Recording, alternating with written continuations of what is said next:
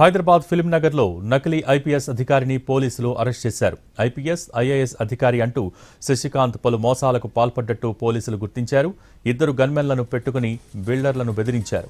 Special officer అంటూ డబ్బులు వసూళ్లు చేశాడు.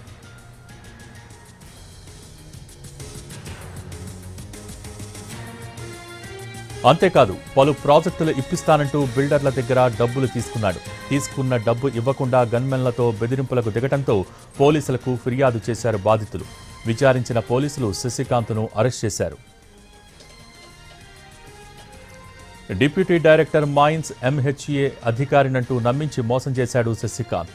గత 2 ఏళ్లుగా ఇలాంటి మోసాలకు పాల్పడుతున్నట్టు గుర్తించారు. బాధితులు ఎవరైనా ఉంటే పోలీసుల్ని ఆశ్రయించాలని అధికారులు సూచించారు.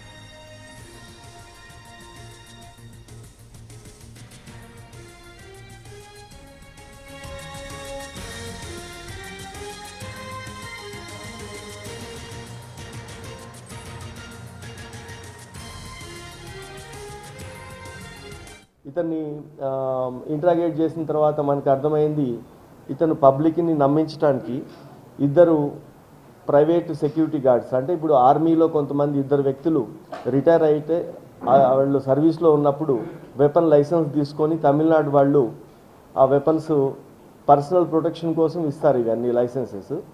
ఆ లైసెన్స్ కలిగిన వ్యక్తుల్ని వాళ్ళు గన్మెన్లుగా నియమించుకొని ఇక్కడ తిరిగేటప్పుడు బండి మీద సైరన్ పెట్టుకొని తర్వాత ఆ గన్మెన్లతో తిరగటం మూలన ప్రజలందరూ కూడా కొంతమంది ఇప్పుడు ఎవరైతే బాధితులు ఉన్నారో వాళ్ళు నమ్మారు.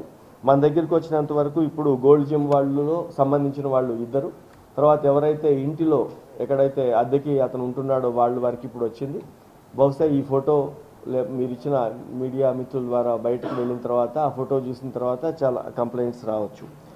ఈ ఎవరైతే పర్సనల్ ప్రొటెక్షన్ కోసం గన్ లైసెన్స్ తీసుకొని వెపన్ కలిగి ఉన్నారో వాళ్ళందరూ కూడా కేవలం పర్సనల్ ప్రొటెక్షన్ కోసం మాత్రమే వాడాలి. వాళ్ళు ఎవరు జాబ్ పర్పస్లో అటువంటి లైసెన్సెస్ ఎప్పుడు అవి వాడకూడదు. వాడితే అది నేరం. ఆర్మ్స్ లైసెన్స్ యాక్ట్ ప్రకారం, ఆర్మ్స్ యాక్ట్ ప్రకారం